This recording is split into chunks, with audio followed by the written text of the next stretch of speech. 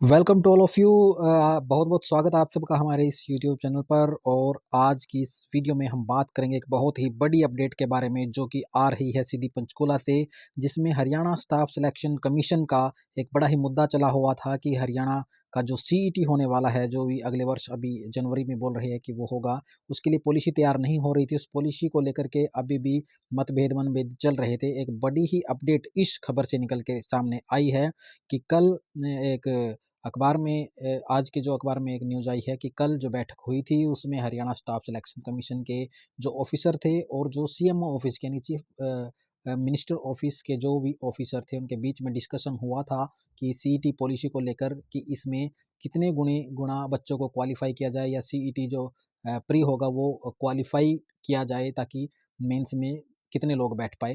तो CMO office के जो ऑफिसर थे उनका ये कहना था कि अगर हम इसको क्वालिफाई कर देते हैं तो ये बहुत ही ज़्यादा कैंडिडेट इसमें आ जाएंगे।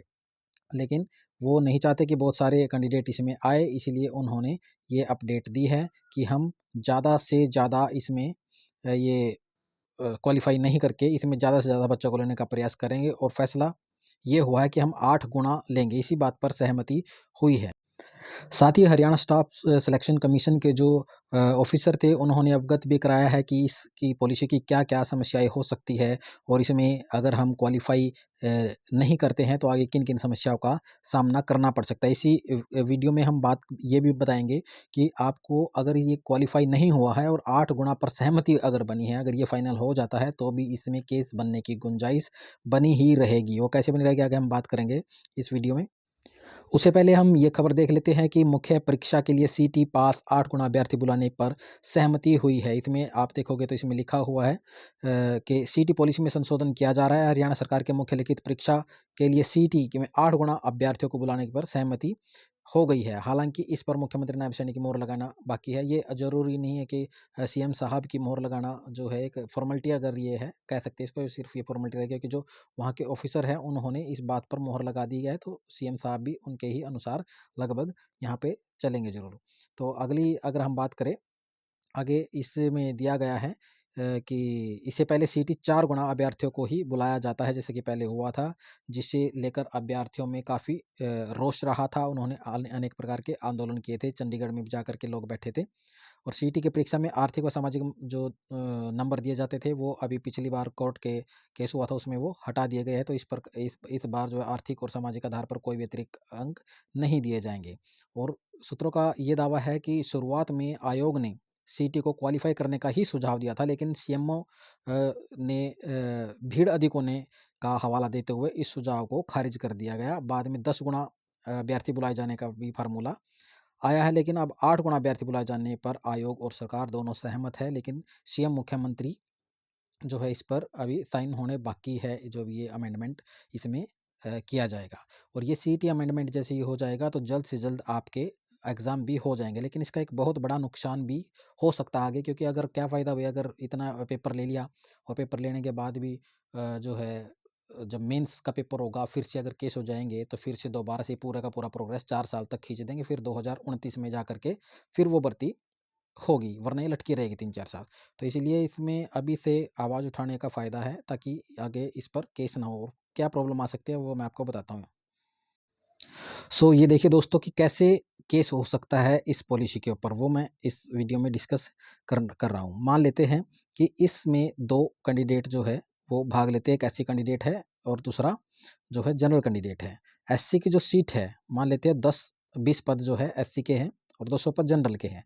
इसमें जो एससी की जो कट ऑफ होगी मेंस के लिए, जो टॉप अगर मेंस के ऊपर-ऊपर के बच्चे उठाने हैं, तो अगर इसमें हम 8 गुना भी कर देंगे तो कितना 160 बच्चे उठाने पड़ेंगे। मान लेते हैं 160 बच्चों की जो कट ऑफ है वो 80 चली गई, क्योंकि कंपटीशन ज़्यादा हाई है, सीट कम रहेंगी यहाँ पे। और जनरल में मान लेते हैं सीट ज़्यादा है तो यहाँ पे कट ऑफ थोड़ी कम रहेगी और मान लेते हैं ये 75 चली जाती है यहाँ पे। और अगर ये 75 कट ऑफ चली जाती है तो एससी का जो कैंडिडेट होगा और वो जनरल के कैंडिडेट से ज़्यादा नंबर अगर लेगा, मान लेते हैं किसी कैंडिडेट के एससी वाले कैंडिडेट के नंबर आ जाते हैं, मान लिए यहाँ पे 78 नंबर आ जाते हैं। अब 78 नंबर आ जाते हैं तो वो एससी सीट के लिए वो नहीं जा पाएगा और कट ऑफ 75 की है, तो इसमें वो सिलेक्ट हो जाएगा। अगर कैटेगरी वाइज़ करते हैं तो। यहाँ पे तो वो सिलेक्ट हो रहा है, लेकिन यहाँ पे नहीं हो रहा है। लेकिन उसको पॉलिसी के अकॉर्डिंग लेना इसी में से है।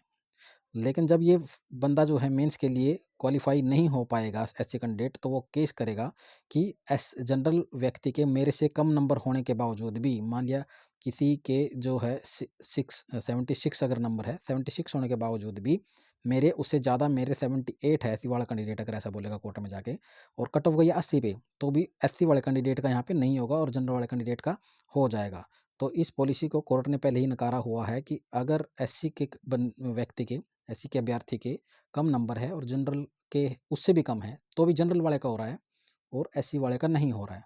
सॉरी, एससी के ज़्यादा है और जनरल के कम है, तो एससी वाले का सिलेक्शन नहीं हो रहा है और जनरल वाले का हो रहा है।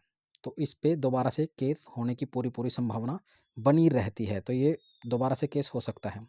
और यही एक खबर थी दोस्तों, इस समय ये आवाज़ उठाने का सही समय है। उसके बाद जब आप आवाज़ उठाएँगे तो कोई आपको सुनेगा नहीं। सीधी जो भर्ती है वो 2029 में जाकर के फिर वो पूरी होगी, जैसा कि लास्ट सीईटी में जब पहला सीईटी था उसमें हुआ, केस में केस हुए 22, 23 और 24 पूरा चला गया इसमें।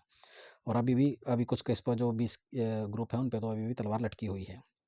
तो इस तरह की कोई और अपडेट है तो आप जो है इसमें चैनल के साथ हमारे जुड़िए और सब्सक्राइब कर लीजिए चैनल को, ताकि और इस तरह की अपडेट आपको देखने को मिलती रहे। तो मैं कोशिश करूँगा कि जितनी और भी वीडियोस बना सकूँ इस टॉपिक पे बनाऊँगा, तो आप चैनल के साथ जुड़े रहिए।